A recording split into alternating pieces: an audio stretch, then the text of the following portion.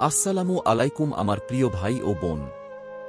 আজকে এমন একটি টপিক নিয়ে আলোচনা করব যা আমাদের সমাজে ভীষণ রকমের ভয়ঙ্কর একটি ফিতনা, আর তা হল যৌথ পরিবার। ভাবছেন যৌথ পরিবার আবার ফিতনা হয় কিভাবে?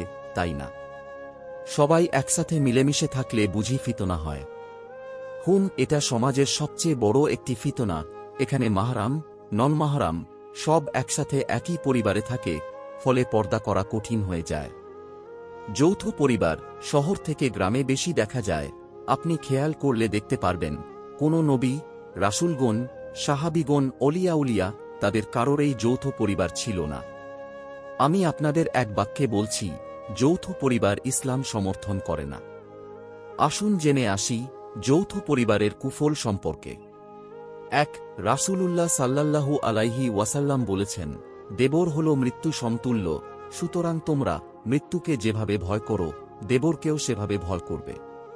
তার মানে হল, যৌথ পরিবারের কারণে কিন্তু দেবর ভাবি কাছাকাছি থাকল, ভাবি দেবরের ভাত বেড়ে দেয়, এখান থেকেই জিনা শুরু। আবার অনেকে বলে বড় ভাবি মায়ের সমতুল্য, নাউজুবিল্লাহ। তারপর অনেকে বলে দেবর আমার ছোট ভাইয়ের মতো।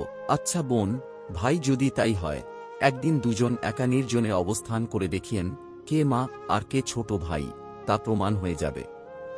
আপনাদের কাছে কি মনে হয় আল্লাহ তাআলা কি এমনি কোনো অযথা বিধান দিয়ে দেয়? না, মনে রাখবেন, আপনার যে জ্ঞান আছে তা কখনোই আল্লাহর জ্ঞানের চেয়ে অধিক নয়। নিশ্চয়ই আল্লাহ মহাজ্ঞানী। সুতরাং আল্লাহ কোনো বিধান দিলে বুঝতে হবে এটার ভিতরেই কল্যাণ রয়েছে, অন্যথায় অকল্যাণ। আর পর্দার ভিতরেও নারী পুরুষ উভয়ের জন্য রয়েছে কল্যাণ। তাই পর্দা মেইনটেইন করা যৌথ পরিবারে খুবই অসম্ভব। এক ভাইয়ের বউ অন্য ভাইয়ের বউয়ের সাথে হিংসা, ঝগড়া, বিবাদ, গীবত, চগলখড়ি কোনো কিছুরই বাদ পড়ে না এই যৌথ পরিবারে। কে বেশি কাজ করে, কে কম কাজ করে, এগুলো নিয়ে প্রতিদিনই মনসাক্ষী হয়।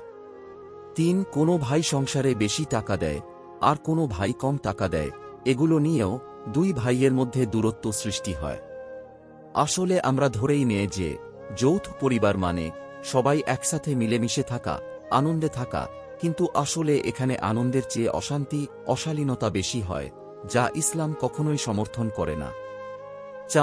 যৌথ পরিবার মানে ঈমান ধ্বংসকারী, নিজের আখলাক ও আমল ধ্বংসকারী। প্রিয় ভাই, আপনি বিয়ে করে আপনার স্ত্রীকে একটি আলাদা ঘর তৈরি করে দিবেন, এটাই আল্লাহ আপনাকে দায়িত্ব দিয়েছে। মনে রাখবেন, আপনার স্ত্রীর পর্দা যদি আপনার কারণে নষ্ট হয়, তাহলে আল্লাহ আপনাকে এর জন্য পাকড়াও করবে।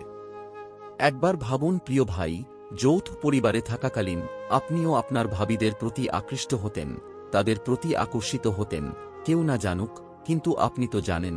তাহলে মনে রাখবেন, আপনার স্ত্রীর প্রতিও আপনার ভাইয়েরা আকর্ষিত হবে। আজকাল সংসারগুলোতে দেখা যায় দেবর ভাবি একই বিছানায় শুয়ে থাকে, বসে থাকে, অথচ এটা যে কত বড় জিনা তা কেউ পাত্তাই দিচ্ছে না। কত বড় জাহিলিয়া সমাজে বাস করছি আমরা। অনেকে বাবা মায়ের সাথে মুখ ফুটে বলতে পারে না যে তারা আলাদা হতে চায়। আসলে এই সমাজ ব্যবস্থা কেমন যেন ইসলামের বিপক্ষে চলে গেছে। কেউ আলাদা হতে চাইলে সবাই তাকে খারাপ দৃষ্টিতে দেখে। আসলে পিতা মাতা সব সন্তানকে সেই আগের মতোই একসাথে দেখতে চায়, পরিবারের সবাই মিলে একসাথে থাকতে চায়, কিন্তু তারা ভুলেই গেছে যে তাদের পরিবারে এখন ছেলেদের বোমারা এসেছে, আর এক ছেলের বউয়ের জন্য অন্য ছেলের বউ নন মাহরাম। অনেকে জেনে আবার অনেকে না জেনে একই পরিবার হয়ে থাকে। মা বাবার এই বিষয়গুলো জানা উচিত। ওনারা যদি না জানে, তবে প্রিয় ভাইয়েরা, আপনারা আপনাদের মা বাবাকে বুঝাবেন ইসলামের দৃষ্টিকোণ থেকে। এক সময় না এক সময় যৌথ পরিবার কিন্তু আলাদা হয়, তবে ঝগড়া বিবাদ করে আলাদা হতে হয়। অথচ শুরুতেই যদি আলাদা হতো, তবে ঝগড়া বিবাদ, মন কষাকষি কখনোই হতো না। প্রিয় ভাইয়েরা, আপনারাই বলুন, সবাই একসাথে থেকে ঝগড়া বিবাদ না করে আলাদা থেকে সব ভাইয়ের প্রতি ভালোবাসা থাকা ভালো না? এবং আপনার স্ত্রীও পর্দায় থাকলো, আপনিও নিজের চোখকে হেফাজত করতে পারলেন, এটাই তো আমাদের ইসলাম। তাই প্রিয় ভাই, আপনি চাইলেই সম্ভব একটি যৌথ ফেতনাময় পরিবার থেকে জান্নাতি পরিবার বানাতে, যেখানে শুধু হালাল স্বামী স্ত্রী দুজন মিলেমিশে থাকবে।